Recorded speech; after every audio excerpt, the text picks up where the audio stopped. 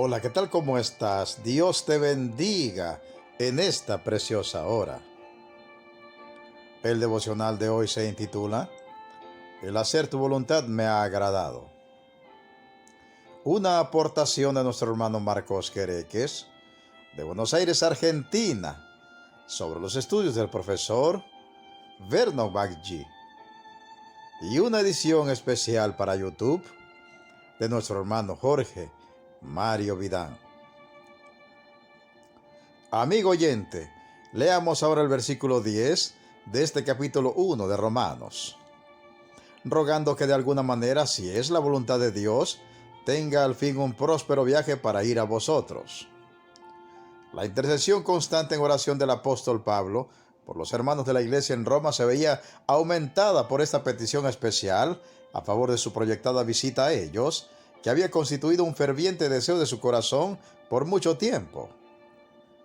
Sin embargo, observemos que sus deseos personales estaban subordinados a la voluntad de Dios, es decir, al propósito supremo de Dios para su vida y la vida de las iglesias a las cuales predicaba y enseñaba.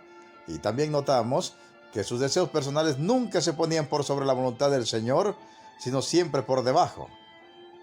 De este modo, el gran apóstol se identifica con el ejemplo máximo de Jesús, entregándose a la voluntad del Padre en el huerto del Getsemaní, en un ejemplo mayúsculo para todos nosotros de jamás anteponer nuestros deseos personales a la voluntad del Señor. Como leímos, Pablo estaba orando por un próspero viaje a Roma. Y si usted lee el relato completo de aquel viaje en los capítulos 27 y 28 del libro de los Hechos, pues seguramente usted no lo llamaría próspero de ninguna manera. Fíjese usted que Pablo viajó como preso, se encontró en una tempestad, la nave se perdió y hasta fue mordido por una víbora. Pablo pidió que el viaje fuera posible y que las dificultades fueran quitadas para que él pudiera viajar a Roma. Se sometió a la voluntad de Dios y el viaje que él hizo lo hizo en la voluntad de Dios. Desde un punto de vista meramente humano, aquel viaje no podría calificar como próspero de ninguna manera con su infinidad de peligros e incomodidades. Sin embargo, al encomendarse Pablo a la buena, agradable y perfecta voluntad del Señor, podemos decir que en un sentido espiritual, aquel viaje fue ciertamente próspero y próspero en verdad, porque Pablo contó con innumerables oportunidades de experimentar el amor y cuidado de Dios sobre su vida y sobre la vida de aquellos que le acompañaron o a quienes se conoció en este accidentado y difícil viaje a Roma.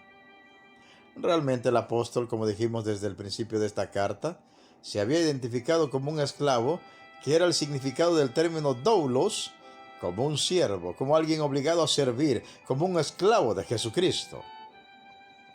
Y destacamos que él eligió esa opción libre y voluntariamente. Fue una opción que escogió impulsado por amor a aquel Señor que en su gracia y misericordia le había salvado. Por tal motivo, Pablo reconoció el amor del Señor por él, a pesar de haber sido un encarnizado perseguidor de aquella iglesia primitiva.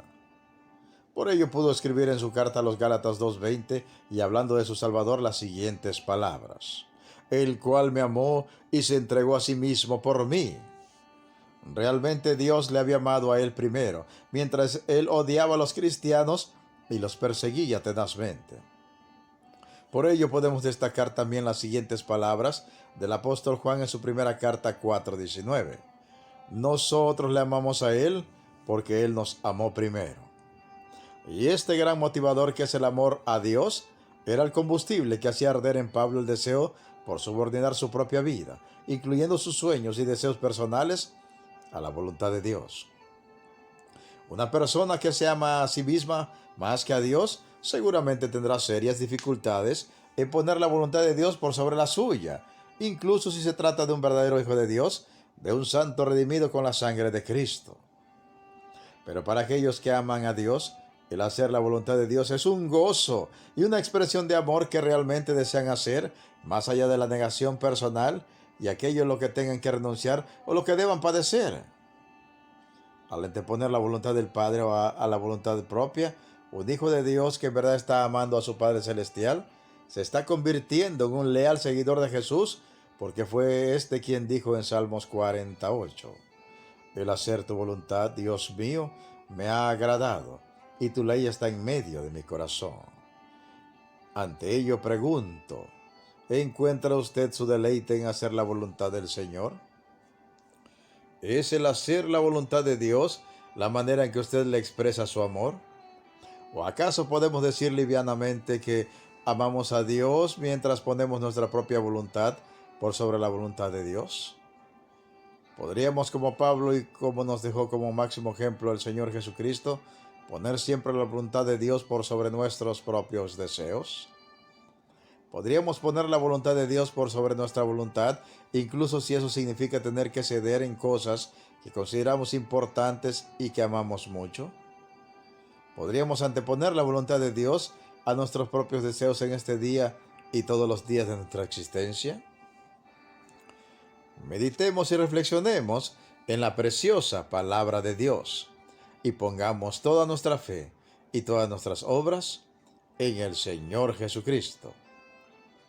Se despide de ustedes un siervo de Cristo y servidor de todos, Pedro Navarro Cartagena, de los estudios de grabación de la Iglesia Cristiana, La Viña de Jesucristo, ubicada en Progreso, Yucatán, México. ¿Y sabes qué? La mejor noticia: Cristo viene pronto. Preparémonos para volver a casa. Amén, amén y amén.